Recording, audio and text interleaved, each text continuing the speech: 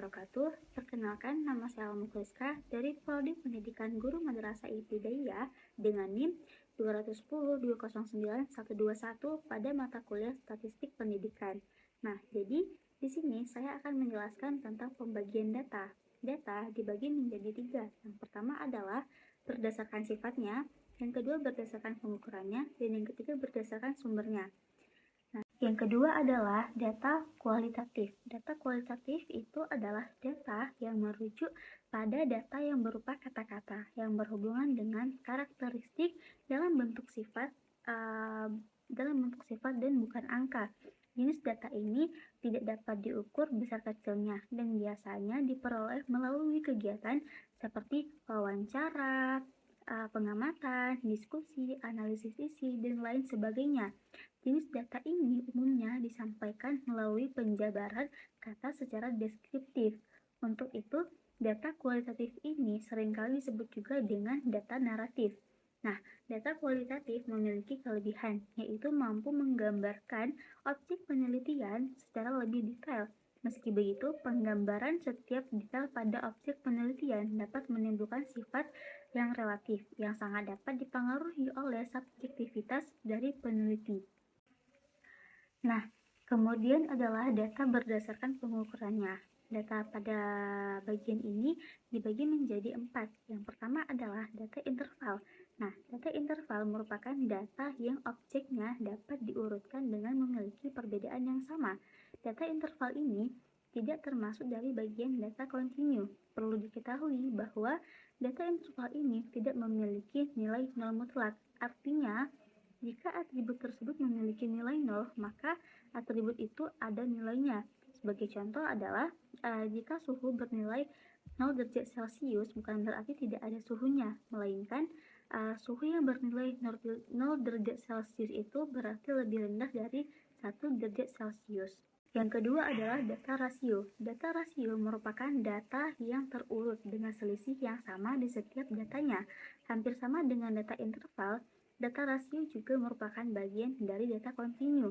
Namun, perbedaannya jika pada data interval tidak memiliki nilai mutlak, maka pada data rasio ini memiliki nilai mutlak. Sebagai contoh adalah data yang memiliki nilai mutlak adalah data tinggi badan dan berat badan. Nilai 0 dalam berat badan dan tinggi badan berarti benda atau barang tersebut tidak memiliki berat dan tinggi. Yang ketiga adalah data ordinal. Data ordinal adalah data yang penomorannya berdasarkan urutan atau tingkatan tertentu. Data ini dapat diurutkan berdasarkan urutan yang logis dan sesuai, baik itu dari yang terendah ke tertinggi ataupun sebaliknya. Nah, sebagai contoh, penomoran dalam tingkat pendidikan. Kode 1 mewakili SD, kode 2 mewakili SMP, dan kode 3 mewakili SMA. Penomoran ini harus diurutkan seperti itu dikarenakan SD tingkatannya lebih rendah dari SMP. Namun, perlu diketahui bahwa hal ini merupakan hanya penomoran simbol saja dan yang berarti tidak dapat dilakukan operasi matematika. Dan yang terakhir adalah data nominal. Data nominal merupakan data pada suatu objek yang mana penomorannya tidak melambangkan kedudukan atau tingkatan tertentu, seperti pada data nominal. Artinya, nomor yang diberikan hanya sebagai label atau kode saja. Sebagai contohnya, pada data jenis olahraga, kode 1 melambangkan basket, kode 2 melambangkan bola voli, dan kode 3 melambangkan bola kasti.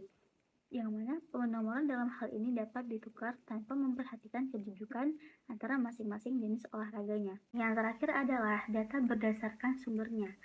Nah, data berdasarkan sumbernya ini dibagi menjadi 2. Yang pertama adalah data primer. Data primer adalah data yang diperoleh atau dikumpulkan langsung di lapangan oleh sang peneliti. Nah, data jenis ini juga sering disebut dengan data asli. Beberapa karakteristik data primer adalah: yang pertama, datanya dikumpulkan dan diolah sendiri oleh sang peneliti. Yang kedua, bersumber dari tangan pertama. Yang ketiga, bisa didapatkan dari lapangan atau laboratorium. Dan yang keempat, data yang didapatkan tidak melalui media perantara. Nah, yang kedua adalah data sekunder. Data sekunder merupakan data yang diperoleh dari pihak lain. Kata lainnya, jenis data ini dikumpulkan lewat penelitian dari sumber yang telah ada sebelumnya. Contohnya itu seperti laporan penelitian. Nah, beberapa karakteristik dari data sekunder ini adalah yang pertama, data sekunder diperoleh sudah jadi dikumpulkan dan diolah oleh pihak lain. Nah, yang kedua, biasanya data yang dikumpulkan akan disatukan oleh bidang studi terkait. Yang ketiga, datanya bersumber dari tangan kedua, dan yang keempat, sumber datanya tidak diperoleh langsung dari lapangan atau laboratorium. Sekian pembahasan data dari saya. Saya akhiri. Assalamualaikum warahmatullahi wabarakatuh.